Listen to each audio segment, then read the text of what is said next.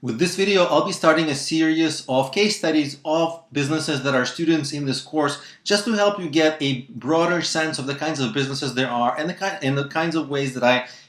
This video is brought to you by EpiPies Academy. We create a marketing strategy for it. The first I'll start with is Lyssa Mynard. She's a psychologist and a business coach, and she's trying to promote her business, and here is how I would do it. This is her website. First of all, she's got incredible authority, right? She has an education in this. She's a psychologist. And what she has in this business, she helps entrepreneurs who are dealing with stress and anxiety in entrepreneurship. And by the way, if you're an entrepreneur, you have anxiety, you have stress. I mean, it's part of the game, right? So essentially, everyone could get her could become a client of her business. But she's got this very interesting differentiator that she's just kind of focusing on the stress part, the anxiety, the mental issues, right? Because that's what she specializes in. So right away, what I would really like to see on her website is a lot more credibility. Like I want it, first of all, I don't see like a headline. I'd love to see a headline, like something like I help you with stress, right? Something, the person has to understand what they're going to get on this website. So a headline, something like decreasing business stress, decreasing anxiety, or something like that, but just more thought out and creative. Now, I'd also like for the user to get hit with, look at this. She's got this incredible publicity, right? Chicago Tribune, CNN, NBC News, New York Times, all these amazing things. But what I would do is I would have this little thing here with the publicity, and by the way, it's repeated also here, which is a little redundant. I wouldn't have the redundancy. But I would overlay this stuff maybe at the bottom of this, so that you get hit right away. Incredible credibility, right? She's been published in all the best publications, and a headline so that the user who visits the sites knows exactly the benefit that they're going to get, right? It's kind of like copywriting 101. The user has to know the benefit that they're going to get.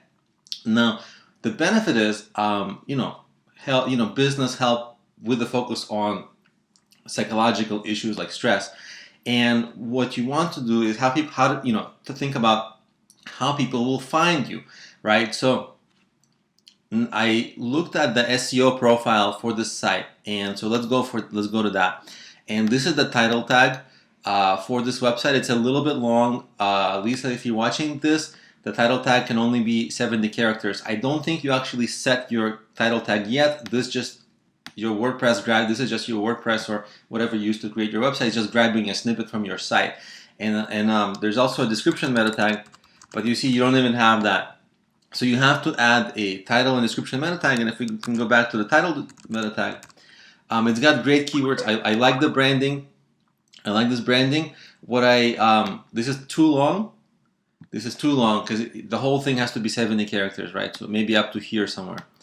Maybe just this long, right? That's all it allows, or maybe this long. And what you've got to do is pick the keywords very correctly. So because look at the keyword tool.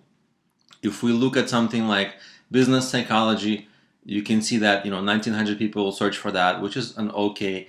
But if you go for like stress, if you search for like business stress, then very few people start looking at it. And from this query, we don't even know if they're looking for a coach, right? We don't know if they're looking for a coach. So I think the biggest single challenge is that because you have this natural niche, it's actually really good for your business because you can differentiate.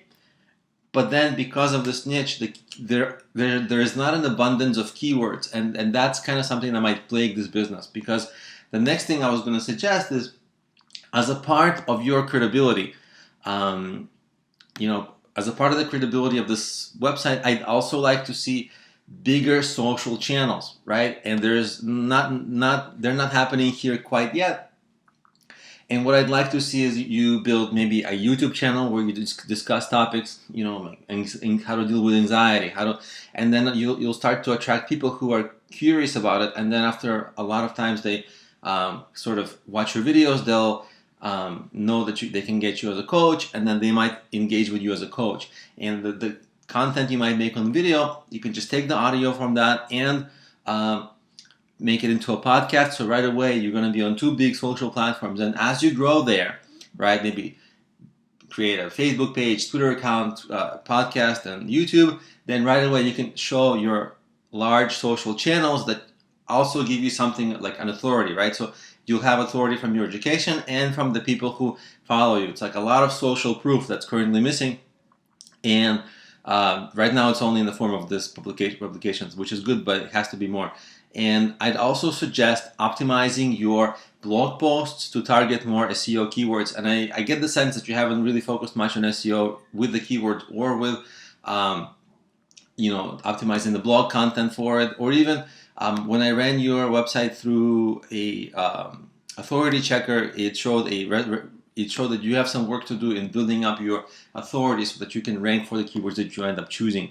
So those are the things that I would do online. What I would also do is promote yourself with your great natural niche as a differentiator locally, on Google Local, on Yelp. Those are infinitely easier, and you can rank for big keywords like business coach, psychology, psychologist, all those. You can actually get a lot of clients this way, because in every local area there's a lot of people searching locally, and you can get a lot of clients this way. And it's much easier to stand out because you don't have to compete with people online, because online there's tens of thousands of coaches you're competing with, right, on a lot of these keywords. So it's hard to stand out, and locally it's easier. And locally you can also have some kind of a business group, target bigger SEO searches, stuff like that. So local, don't forget about local, it's huge. And long term, I think I've outlined the strategy for you for SEO and social media.